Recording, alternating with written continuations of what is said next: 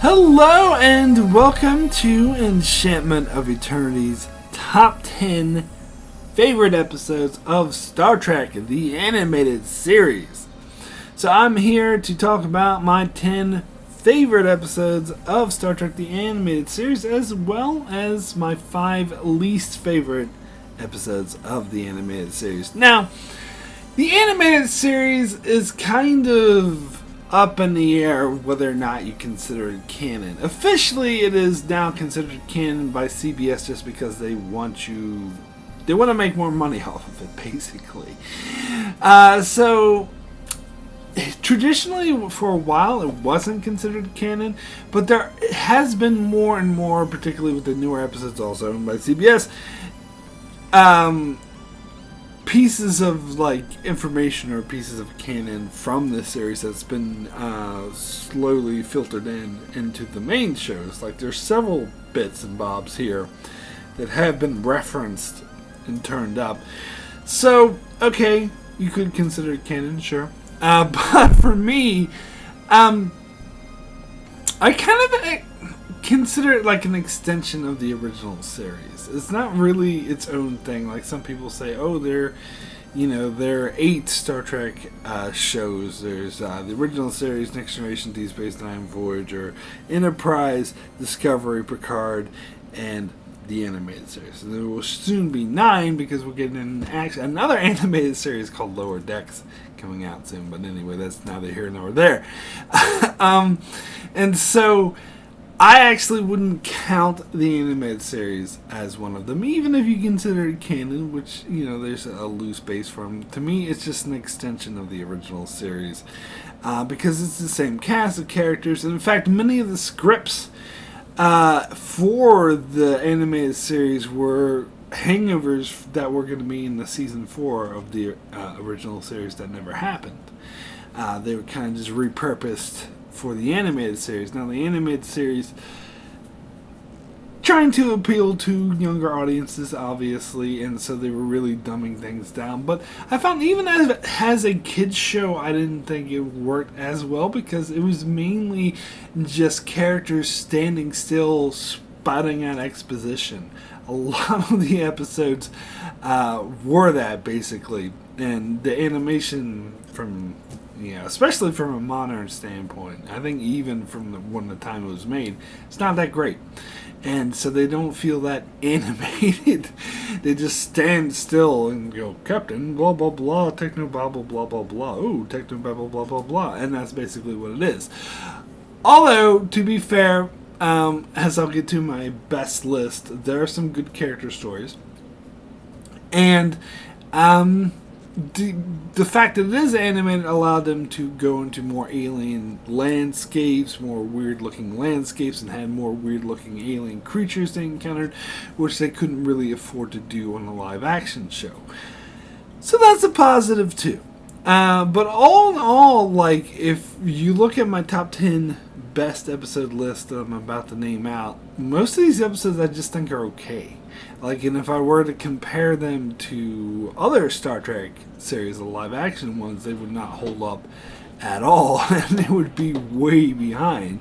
I think the highest, because I rate every episode 1 to 10, usually when I do a top 10 countdown like this, all the episodes are either 9 or 10, where in this case, the highest rated episode is an 8, and so it's basically 7 and 8s, but then there's also number 10 and 9 on my countdown are 6s, so it's 6, 7, and 8, which is not very high. Basically just saying these are okay episodes.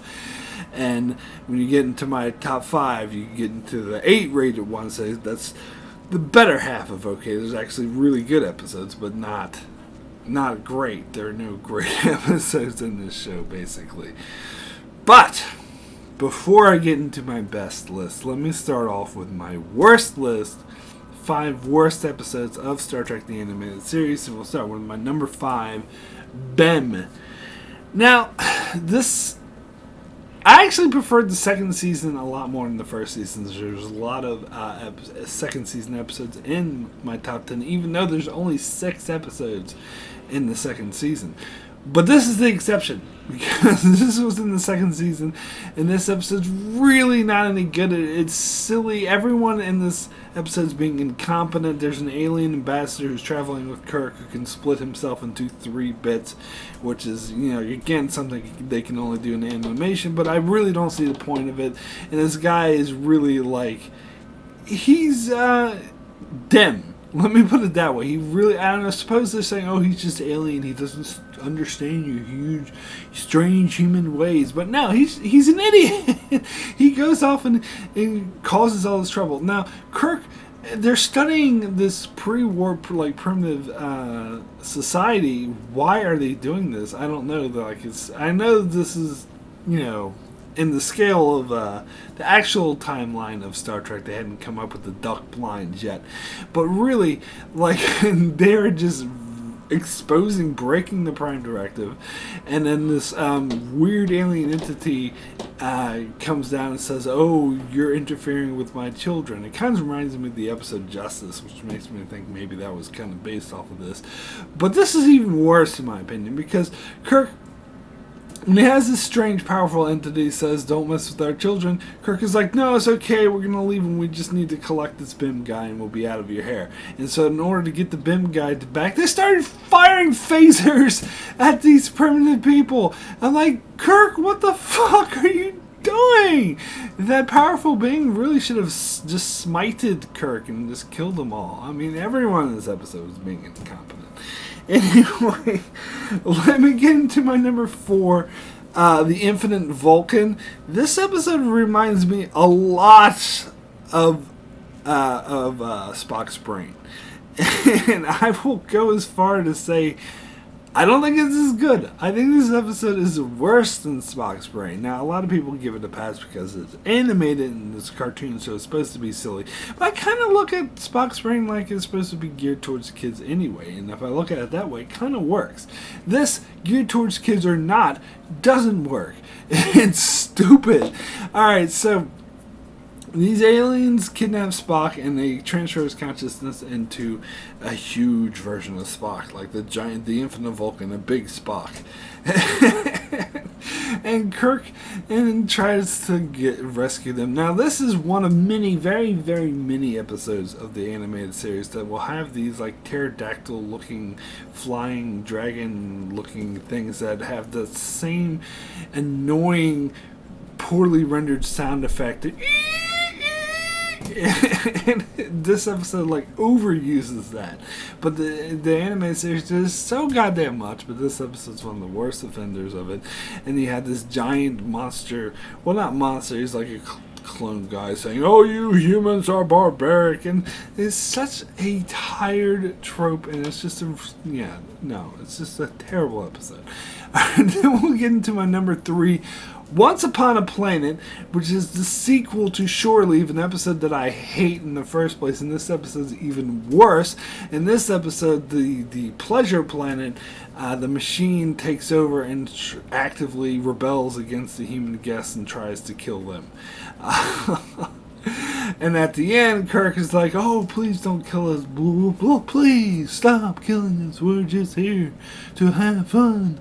And then the computer's just like, all right, sure, fine. And then Kirk's like, okay, everybody, beam down to Shore Leave. We're going to have a blast, even though this planet just a couple hours ago was literally trying to kill us.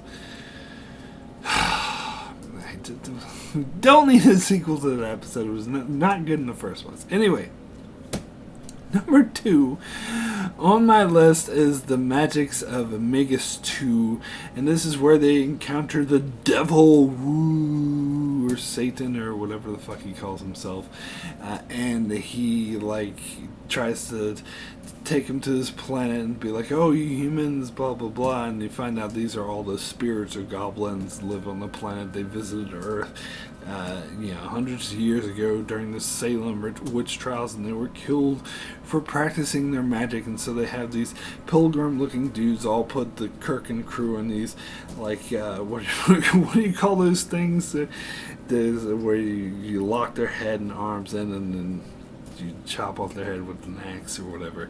I don't know.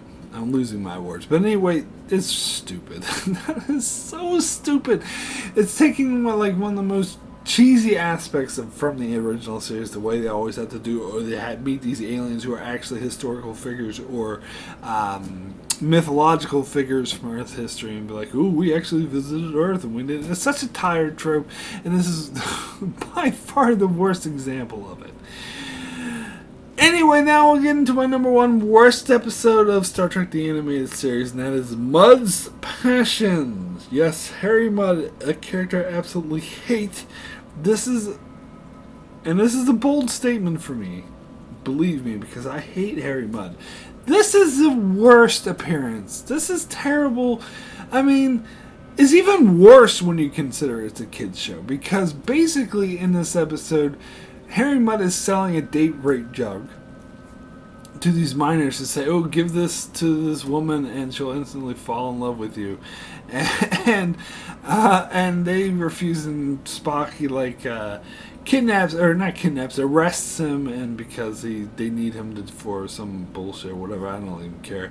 And while on board, he convinces Nurse Chapel to give Spock the date rape drug. So she gives Spock the date rape drug, and Spock starts to fall in love with her. And I can't believe, like, her character in this episode, like, she's totally okay with it. Like, she sets Harry Mudd free. It's like, "Oh, you're gonna make Spock fall in love with me with this artificial drug against his will. Please do that, and I'll set you free." And of course, Harry Mudd betrays her, but then the drug, like, breaks free, like, by accident on the Enterprise, and everyone starts hitting on everyone. Like, McCoy's just, like, sitting back in his, like, leather chair with his, like, disco chains on, just flirting with some random chick. I'm like, oh, hello. How is this a kid's show? That is so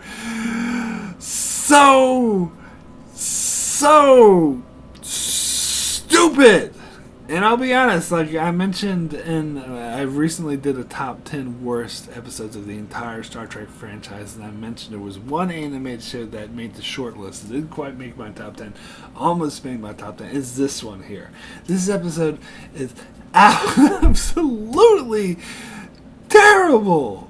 Terrible. No, okay, I understand. I know that there was this thing in the 70s and the 80s where they had the kid shows where they would say, "Oh, I want this person to fall in love with me, so let's give them this drug or whatever that makes them fall in love." Of course, it's more of a modern perspective that that's basically a date rape drug. But even if you forget about that modern perspective, it's still a terrible episode. It's still, Nurse Chapel still was willing to defy her orders and free a prisoner, a criminal, a known criminal she can't trust, just to get Spock to fall in love with her. Like, and of course in the whole episode with, like, Harry Mudd being, I hate Harry Mudd. Anyway, let me get into the top 10 best episodes, in my opinion, of the animated series, and we'll start with Terran.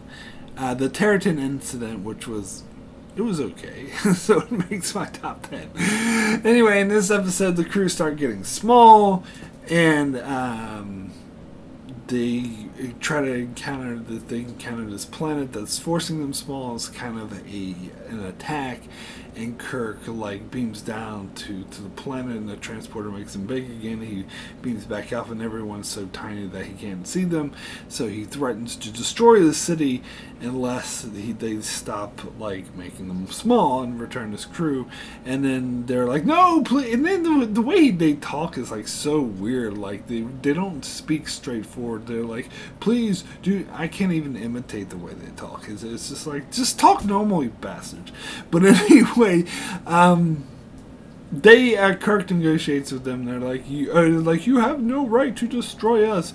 And then they reveal the crew is there the whole time. Like, "Hey, Kirk, we're down here. We're cool. Everything's fine." It's like, why didn't you just start with that instead of playing "you have no right to destroy us"? Like, why don't you just start with, "Calm down, dude. Your crew's here. They're fine. We're just trying to reach out with you. We didn't mean to attack you.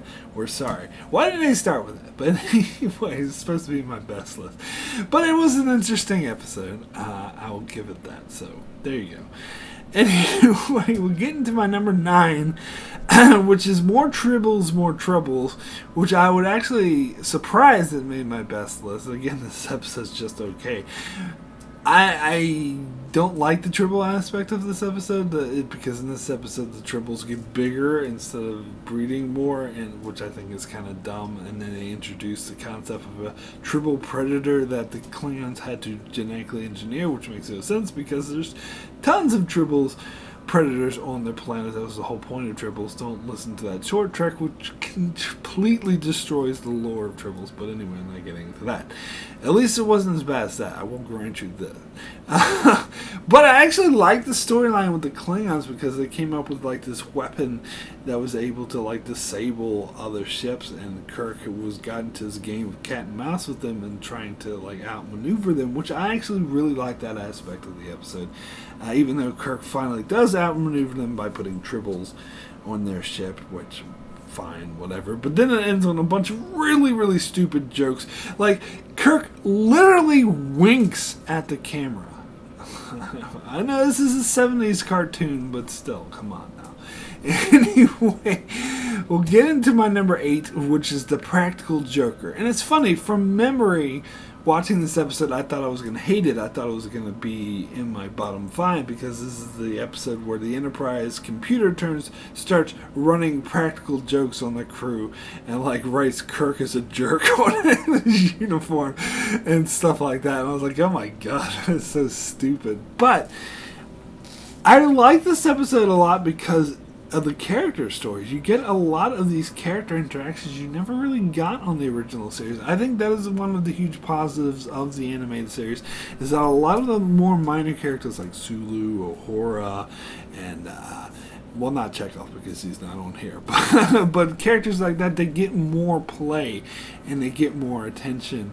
And here you see like the crew just sitting down to dinner and having a relaxing time and just relating to each other and saying that was a good mission, let's celebrate. Like, and unlike that Enterprise bullshit, it's not just the captain, first officer, and his favorite friend.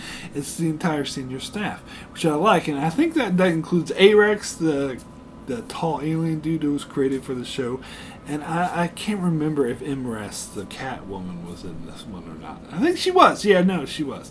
And I like those characters, even though they were never really explored in the animated series. It's cool having those weird alien characters too. And you get more character interactions throughout this episode. And they have this version of the holodeck. Oh, Discovery breaking canon by having the holodeck. Yeah, that's here in the anime series. But anyway, it was called the Rec Room. But in the ship Practical Joker plays a joke where they make McCoy and Uhura, they're like relaxing in the forest, and they turn into like a snow. And they're freaking out. So I like this mainly for the character interaction. So next we'll get into my number 7, which is the Time Trap. This was an interesting episode. This is where Kirk and a Klingon ship, which I believe was commanded by Kor. So this is the second appearance of Kor, actually. It wasn't Deep Space Nine, it was this. Although it's voiced by James Doohan, I think. Pretty sure. But anyway, the Enterprise and the Klingon ship are like sort of fighting whatever, but they get trapped in this Bermuda Triangle of sorts, and they get trapped in this like alternate dimension, which is this tiny little pocket where that they exist outside of time, and there was like a whole bunch of ships were trapped there hundreds of years ago, and they formed like a little society. So it's like people of all sorts of races, Andorians, Romulans, humans, and all the weird aliens people never heard of. They put all their differences aside and form this society, and they sort of tell Kirk and Kor that, look, you're part of the society now because you guys are trapped here. You can't leave. There is no escaping this area of space. But of course Kirk doesn't accept that, and he finds a way to get back to normal space, but it requires the Klingons in order to help him. So he forms a loose alliance with the Klingons so they could find a way to get back to normal space, which they do. But of course Kor is planning on betraying Kirk once and finding a way to destroy the Enterprise on their way back to normal space, but Kirk finds out about it and manages to stop it. It reminded me a lot of that Voyager episode, The Void, which is where Voyager got trapped in this void, which is the same sort of thing. They were in a pocket there was no escape from. But in that case, Voyager formed a society or an alliance in order to find a way to leave, where this is kind of a different take on this. And yes, I'm aware this came out way before the Voyager one, but I saw the Voyager one first, so that's what I thought of. But anyway, this is a different take on it, where the society's already existed, and in fact they don't want to leave because they're happy with their little society, which I think was pretty interesting. And I think it's also interesting seeing Kirk having to trust Core, knowing that Core is going to betray them anyway. So this is a pretty decent episode. So anyway, we'll get into my number 6, which is the Lowlauri Signal. Again, I think this works as a cartoon episode, first of all. And it's kind of your stereotypical, it reminds me a bit of that Voyager episode that everyone else hates, that I didn't think it was that bad, where all these planet of women, when they try to seduce Harry Kim, and they basically want to kill him. I think they got that idea from this episode, because it's basically a planet of women. They call the Enterprise crew, and they get all the men start, lusting after them because they're releasing some hormones or something that make them all horny. And so all the men want to beam down there over their spell, and the women use it to drain the life force out of them so that they can survive. But the women of the Enterprise, of course, are not affected, so they end up taking over command of the Enterprise and trying to be like, all the men are incapacitated, and Uhura takes command. And this is something that the original series never really did. In fact, Gene Roddenberry said that Uhura is just a woman, so she's not allowed to be in command. So even though she was the highest rank, they just brought in a man on board to run the ship when she wasn't there. But not the case with the animated series. The animated series, she was a much more authoritative character. She had more personality, and I think that really comes through in this episode. And actually, you don't call me an SJW or whatever bullshit, but I like that the women take control, and they're the ones that save the day from all the men who are acting like morons. Well, it's not their fault, to be fair. It's because it's a weird hormone thing, whatever. But they're able to save them and save the day. So I like it. Anyway, we'll get into my top 5. We'll start with my number 5. Albatross, which is funny because it's another episode I thought I wouldn't like, because it's an episode where McCoy is accused of genocide, basically, of murdering a bunch of people with the virus.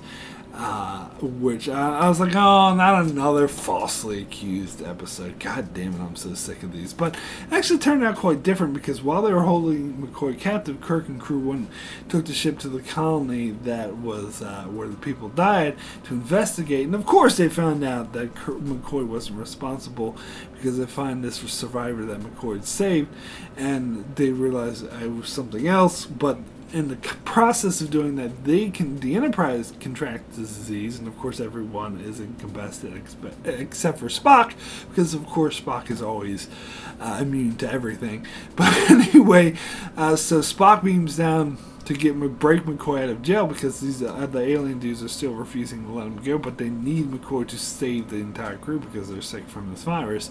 And so Spock just breaks him out of jail, and McCoy doesn't want to leave. He's like, what are you doing, Spock? You're violating, I'm going to face my trials, you're violating the laws. And Spock is like, in his own Spock way, he's basically like, shut up.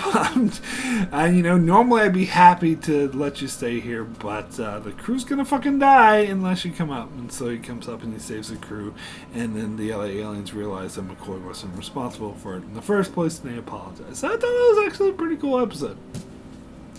So anyway, we're getting to my number 4, The Survivor, and I was actually surprised how much I liked this episode. This, I think, is an example of the episode that had a really strong script. I don't know this, I'm just completely guessing, but I'm guessing that this was one of the scripts that was written for the original series, because I could see this being a much actually stronger script. It was held back a bit by the fact this is what the animated series that's only like a 20 so minute episode, and plus is the animated series, so they can't get into too much. But they had a lot of character, a lot of depth to this character, even though he sounded silly because he was voiced by William Shatner doing a silly voice. Oh, and but regardless, so basically it's about this billionaire. Well, I don't know if he's a billionaire exactly because of the Star Trek, but basically this famous guy who was like a billionaire, and he was presumed to be dead, and they find him, and his wife just so happens to be serving aboard the Enterprise, and she was like tries to hook up with him again. It's like, oh, I thought you were dead, and she's like, you don't want to love me. When you find out it's not really the dude, it's a shapeshifter that was hired by the Romulans to sabotage the Enterprise, and they succeed, and that the Enterprise is at the mercy of the Romulans. But then the shapeshifter, like, because of the love that he was shown by this woman and other people in the crew, he changes his mind and decides to defy the Romulans despite the fact he was hired by them. He saves the Enterprise, and then he expresses his love towards what's-her-face, the woman, but says that, look, I'm an alien. You can't really love me because I'm just this weird shape-shifting guy. It would never really work between us. So it was actually quite a powerful storyline that I thought was a good character story. So there we go. Anyway, we get into my number 3 favorite episode of the animated series, and that's the CounterClock Incident, which I actually thought was pretty good. Now, this is a concept episode where the crew start getting younger, and if you consider the animated series canon, it makes Robert April canon. Now, Robert April was a made-up character made up by Gene Roddenberry, saying that he was the first captain of the Enterprise before, now this Enterprise, not NX-01, not Archer, that doesn't count, but this Enterprise, NCC-1701. The first captain of this Enterprise was Robert April, who was before Pike, and here we see Admiral, or is it Admiral or Commodore? It's probably Commodore. But anyway, he's an old man now, and he comes aboard the Enterprise with his wife, and the crew start getting younger and younger, because they go, and it's interesting, from memory I thought it was like another like virus or whatever that causes, but no, they actually follow like this backwards lady. Like she, like they try to talk to her, but she's speaking backwards and she's flying really fast towards the stars. So that it's like she's going to kill herself. What's wrong with them? So they try to stop her, but in the process, they pull themselves into the star. And instead of dying, they go into this different dimension where everything it moves in reverse. And so that she's actually talking forward now, and instead of everyone growing older, they grow young. It's kind of like the universe of Benjamin Buttons. and so the whole crew get affected by this, and they start growing younger. So they make friends with them or whatever, but they realize they have to get back to their own universe before they like grow young to babies and then cease to exist. And so they all start to get too young to operate the ship, except for April, because he becomes like in his prime, in his like 30s or 40s again, and he's able to and Spock, of course, since he's a much older Vulcans are always immune to everything, he's still somewhat capable, so he helps April, but April like takes command and is able to get the ship of all these babies back to their normal space, and then uses the transporter to magically cure everyone and return them to their own age. And his wife points out to him, look, we don't have to get in that transporter and become old people again. We could stay young in our prime. And April's like, no, that would only do that if I was unhappy with my life. But I was happy with my life, so I'm ready to return to my old age. And I say bullshit to that. No one would actually say that. I don't give a fuck who they are. They wouldn't be like, oh, I've already lived a good life. They would be like, fuck yeah, let's stay young. But anyway, other than that, really good episode. I actually really liked it. So then we'll get into my number 2 favorite episode of the animated series, which is Yesteryear. This is probably the most popular one of the animated series. This is the one I've heard about the most before I watched the animated series. Has a lot of people saying it was actually a good episode, and it is. It didn't quite make my number 1 though, just because some of it does seem a bit flat, but. Okay, they bring back the Guardian of Forever, which already had me hooked Yes, please bring it back. I was very disappointed that they never brought back the Guardian of Forever. So they brought it back, but the Starfleet is just casually using it to examine the timeline. But then you get this, something happens, something goes wrong, you get an alternate timeline where Spock never existed. So there's this Andorian serving on the Enterprise as the first officer, which is really interesting stuff.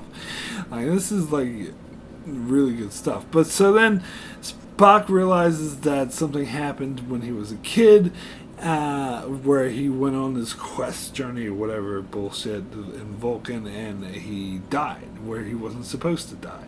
And so he traveled back in time and pretended to be his like distant cousin or some bullshit, and guided him to the quest so that he wouldn't die, but instead his like favorite pet, what they called Solar or whatever's, that McCoy called a teddy bear in Journey to Babel, but it's alive, so how can it be a teddy? But anyway, it's more like a big bear in this episode. But that dies, and it's such a sad moment. Oh, the thing died. Oh, isn't that sad? But Spock got to live and restored the timeline. And plus you got like all this background information, and there were direct references to that in the Enterprise episode of the Vulcan trilogy that they explored Vulcan, so there you go. Anyway, we'll get into my number one favorite episode of Star Trek the Animated Series, and that is the Pirates of Orion. And I say Orion, not Orion, because in this episode they keep saying Orion, and it annoys the fuck out of me. But other than that, it's actually a really good episode, because it's about the Orions, not Orions, fucking Orions that were mentioned in Journey to Babel. I don't know who the hell fucked up here. The dialogue coach, the scriptwriter, who kept telling them to say Orion. But anyway, the Orions, as they were mentioned in Journey to Babel, as being these pirates. And here you get more detail to that. See, this, again, seems like a script that was supposed to be for the original series, Season 4 originally, because it feels like it. It feels like an original series episode. And they do a lot more things than maybe they normally could because of budget, because this is animated and they can get away. They have this other ship, this other crew that's being taunted by these pirates, and the pirates want to keep their anonymity, where like Spock has this disease and he's dying from it, and the cargo ship has the cure, but the cargo ship is raided by the pirates. So Kirk goes after the pirates. He honestly doesn't give a fuck about the dilithium or whatever the shit they stole. He's like, look, once he gets in contact with the Orions, he's like, look, you can keep all that shit. We don't give a fuck. We just want the cure to Spock. And he's being completely genuine. But of course the pirates are dumb and they don't really believe him, and they're more worried about keeping their anonymity, because if it's officially known that the Orions were doing piracy, that would fuck up their treaties or whatever, and really damage the planet. So they wanted to like kill Kirk and destroy their own ship in order to destroy the Enterprise, just so no one could find out they were pirates. And they didn't take Kirk at his word. He was like, look, I'll keep your anonymity intact if you just give me the freaking medicine. And they should have trusted him, but of course they didn't. They tried to kill Kirk, and of course Kirk got the better of them. And even when they tried to destroy their own ship, he managed to capture the captain, and he's like, look, if you destroy your own ship, it would be pointless, because we have your captain, and we're going to expose you regardless of whether or not you destroy your ship. So kill yourself for no reason, your choice. And of course they decide not to, and they exposed them for the piracy. And I love that, because if they had just trusted Kirk, because he was totally being straightforward, that all he cared about was getting the cure for Spock, and if they just trusted him, they would have been fine, they would have gotten away with it. But because they wouldn't do it, and they tried to kill Kirk and tried to get the better of them, they ended up getting exposed, and what they feared most ended up happening. I thought that was pretty cool. So I thought it was a great episode. So that is my favorite episode of Star Trek the Animated Series. Anyway, thank you guys so much for watching my top 10 favorite episodes and top 5 least favorite episodes of Star Trek the Animated Series. If you would like to hear me talk about more detail about Star Trek the Animated Series, you could sign up to become a patron of my channel, because I have already reviewed every single episode in pairs, like 2 episodes at a time, of Star Trek the Animated Series for my Patreon supporters. So those who want to donate, like at the very least $1 a month, you get access to all my Patreon only videos where as I said, I did all Star Trek the Animated Series, and from this point onward I'm going to be doing reviews of random Star Trek episodes as determined by user polls that I put up just for my Patreon supporters, where only they can vote in the polls, and I'll do a review that they get to see 2 months in advance before anyone else gets to see it. So anyway, yeah, there's a link to my Patreon page in the description below if you want to support the channel. But if you're not in a position to, that's okay. You can support the channel by subscribing, liking, all that other good stuff. Everything's very helpful. And if you did enjoy this video, please be sure to check out my channel, as I do many more Star Trek videos, as well as videos and other shows like The Expanse and more. So be sure to subscribe so you can keep up with all that. And thanks a lot for watching.